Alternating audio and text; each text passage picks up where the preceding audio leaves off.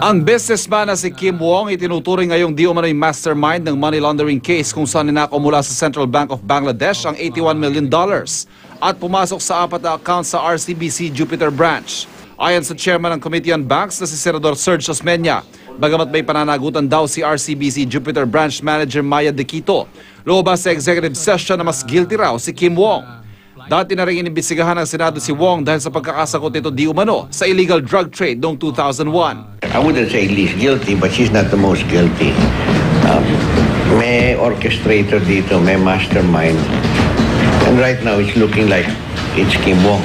Ayon sa isang source ng GMA News sa kasama sa executive session kahapon, si Wong daw ang nagpa-follow up mayat maya ng milyon-milyong dollar deposit habang ipinapasok sa RCBC noong February 5. Kasalukuyan nagpapagamot daw sa Singapore ngayon si Wong ayon sa kanyang abogado, pero handa raw itong humarap sa Senado. Ayon kay Senador Chofisto Ginggona III, chairman ng Senate Blue Ribbon Committee, malaking sindikato raw ang nasa likod ng money laundering case na ito.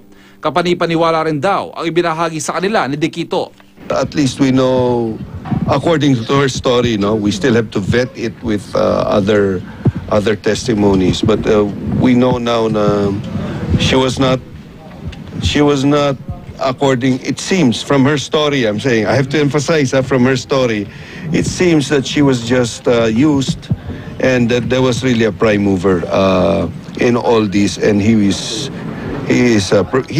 here in the Philippines. Dalawang mataas na opisyal din daw ng RCBC ang isinangkot ni De Quito sa executive session. Tumanggi si Ginggona na pangalanan ng mga ito dahil haka-haka pa lang daw ito sa ngayon. Ayon daw kay De Quito, lahat ng dollar account dumadaan sa Treasury Department bago i-forward sa branch office. Sa pagdinig sa Senado kahapon, sinabi ni De Quito na ang may-ari ng 4 na bank account kung saan idiniposito ang dolyar mula sa Bangladesh ay nirefer ni Kim Wong sa kanya. Valued client daw si Kim Wong dahil kaibigan daw ito ni RCBC President and CEO Lorenzo Tan at sinabihang alagaan ito, bagay na itinangginitan. Who referred them? Kim Wong. Who is Kim Wong? Kim Wong is a friend of the president of the bank. Why do you say referred them? Why did a certain Kim Wong refer them to you? He wanted to help me on the marketing budget for the branch.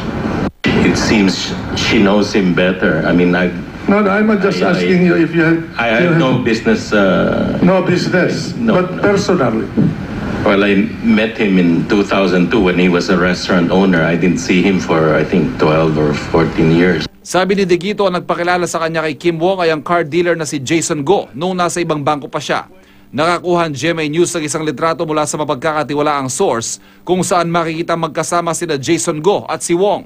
Ang kailangan daw alamin ngayon ay kung totoong sinasabi ng businessman na si William Go na hindi kanyang bank account kung saan inilipat ang karamihan sa $81 million mula sa Bangladesh.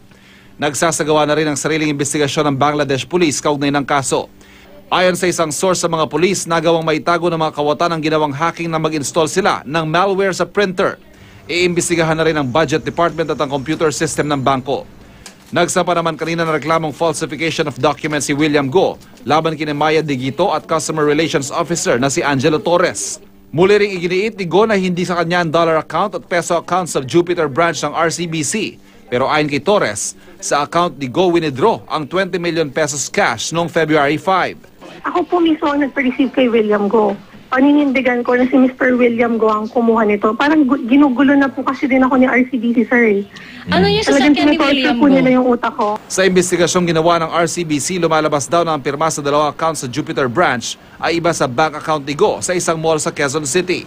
Ito yung signature ko. Ito yung fake na signature. Ito. Kay De Quito to. Kay Angela Torres to. Inaprubahan nila ang fake withdrawal. Sila mismo nang withdraw ng 20 million. Ano sinasabi nila kotse ko? Wala ako dun. I never go to RCBC kasi wala akong transaction noon natin. Ibinaba naman ng Department of Justice ang sudpina kina De Quito at 4 na iba pa kaugnay sa $81 million money laundering scam. Ipinatatawag din sina De Quito at ang 4 na dollar account holder na sina Michael Francisco Cruz, Jesse Christopher Lagrosas, Alfred Santos Vergara at Enrico Chodoro Vasquez para magsumite ng counter affidavit sa April 12 at April 19. Samantala sa gitna naman ng issue, tiniyak naman ng Bangko Sentral ng Pilipinas na walang dapat ipangamba mga bank depositor. Ang problema naman daw ay tungkol sa pagpasok ng illegal na pera at hindi bank capitalization.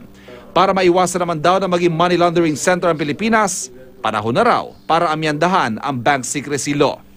So for us to be able to, let's say, track the flow of funds, really, we need that extra authority. But because once the funds go into a bank deposit account, that's it, no?